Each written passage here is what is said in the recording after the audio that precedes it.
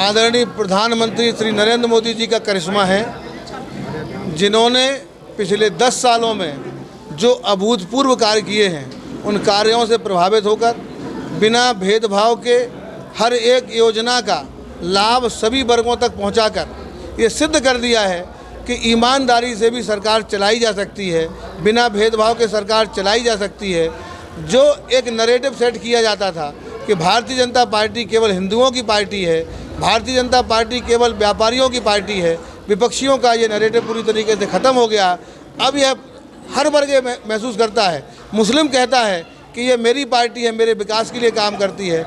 हिंदू सोचता है कि ये मेरे वर्ग के लिए ज़्यादा काम करती है। ईसाई सोचता है ये मेरे वर्ग के लिए काम करती है। सिख भी सोचते हैं कि ये हमारे लिए काम करती है। यानी कि पूरे 140 करोड़ लोगों के लिए काम करने वाला कोई दल है तो वह दल है भारतीय जनता पार्टी। सभी लोगों का सम्मान और प्रतिष्ठा बढ़ाने वाला कोई नेता है तो वह नेता है आदरणीय नरेंद्र मोदी। जब देश के ऊपर संकट पड़ा या देश के बच्चे बाहर कहीं फंस गए, तो वो चाहे हिंदू हो चाहे मुसलमान हो, सभी बच्चों को अगर सहारा दिया तो तिरंगे ने दिया, साहस दिया तो नरेंद्र मोदी ने दिया। आज उसका ही परिणाम है। हर परिवार नरेंद्र मोदी जी को अपने परिवार का हिस्सा मानता है, चाहे वो किसी वर्ग का हो, किसी धर्म का हो। उसका ही परिणाम है कि आज पूरे हिंदुस्तान के अंदर सभी दलों में इस समय दहशत है और पलायन की स्थिति है।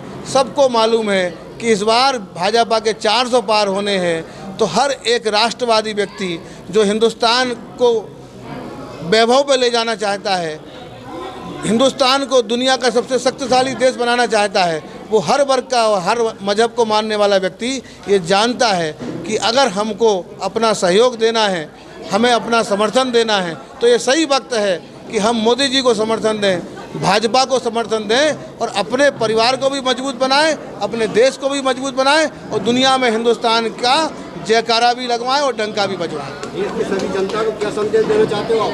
मैं तो केवल इतना ही संदेश दूंगा कि इस समय ये जगन्नाथ का रथ है, ये जगन्नाथ का रथ अपनी यात्रा पूरी करेगा। नरेंद्र मोदी जी 400 पार करके दिखाएंगे।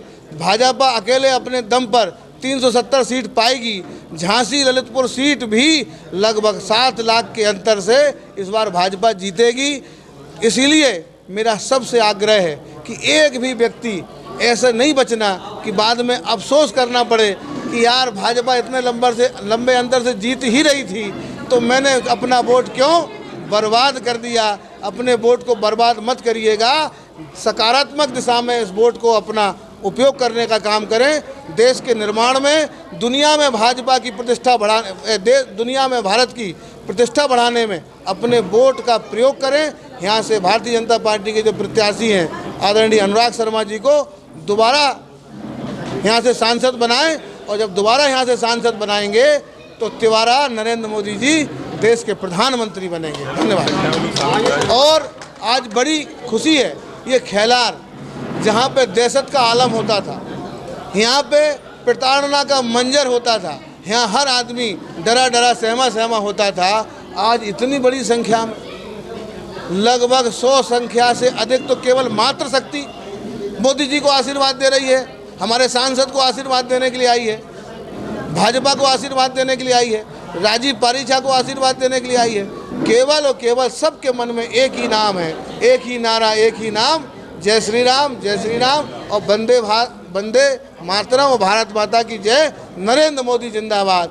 आज हिंदू भी यही कह रहा है, मुस्लिम भी यही कह रहा है, सभी वर्ग के लोग, क्योंकि सब लोग हिंदू हैं, सब लोग हिंदुस्तानी हैं, सब लोग हैं, चाहे मुसलमान भी हैं तो भी वो हिंदुस्तानी ही हैं, चाहे ईसाई हैं तो वो भी हिंदुस्तानी ही हैं। सबका खून एक है, सबका मजहब भले ही अलग अलग है लेकिन सबका मंतव्य एक है। सब लोग राष्ट्र को मजबूत बनाने के लिए इस समय योगदान दे रहे हैं। कश्मीर की रैली देखी आपने, जहाँ पे लगभग 95% के आसपास मुसलमान हैं, वहाँ मुसलमान जय जयकार कर रहा है, वहाँ तिरंगा लहरा रहे हैं। उन्हें मालूम है कि अगर उनका सम्मान, उनकी सुरक्षा, उनके व्यापार, उनके बच्चों का भविष्य अगर कहीं सुरक्षित है तो वो केवल और केवल भाजपा की सरकार में सुरक्षित है। ये बहुत बड़ी बात, बहुत बड़ा मैसेज इस समय देश के अंदर है।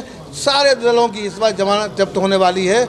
आज 100 से अधिक संख्या में माताओं ने यहाँ पे सदस्यता ग्रहण करी है। लगभग 100 से अधिक संख्या में पुरुषों ने विभिन्न दलों को छोड़कर सपा साफ, कांग्रेस साफ, बसपा साफ, एक कल मैसेज आ रहा था, मैसेज में था कि उत्तर प्रदेश में समाजवादी पार्टी कितनी बची है, बोले उतनी ही बची है जितनी 9 मार्च को सर्दी बची है। सर्दी खत्म, समाजवादी पार्टी खत्म। अच्छा, आपकी आगे की रणनीति क्या होगी? आपकी रणनीति यही है कि मोदी जी को लंबे अंतर से प्रधानमंत्री बनाना है और 2047 तक देश को दुनिया का सबसे ताकतवर मुल्क बनाना है।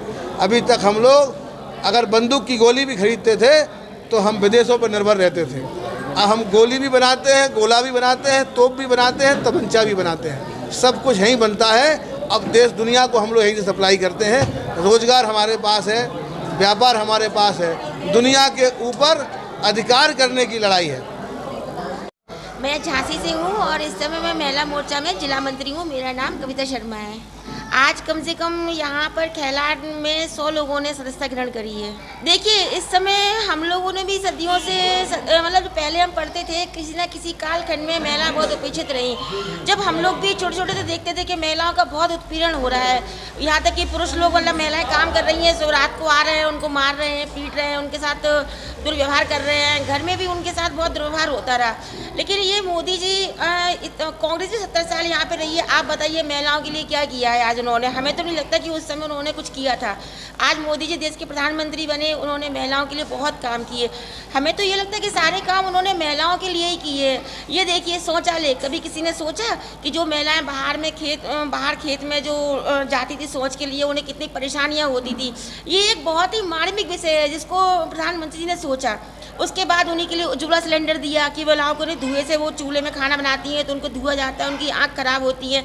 और आज ऐसे ऐसे करके मोदी जी की कम से कम 20 योजनाएं महिलाओं के लिए चल रही हैं। वो दिल से चाहते हैं कि महिलाएं आगे बढ़े, आगे आएँ, लेकिन महिलाओं को भी चाहिए कि वो मोदी जी तो जो कर रहे हैं उसके साथ वो भी सीखें, आगे बढ़ें।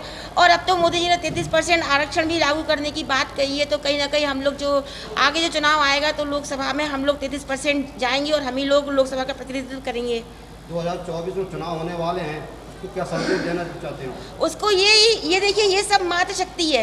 आजकल की मातृशक्ति बहुत जागरूक है, तो हम तो यही चाहेंगे कि मातृशक्ति खुद तो जाए और कम से कम 100 महिलाओं से मोदी जी के लिए वोट करवाए। मोदी जी देश में आएंगे 24 में तो देश सुरक्षित है और हम लोग सुरक्षित हैं।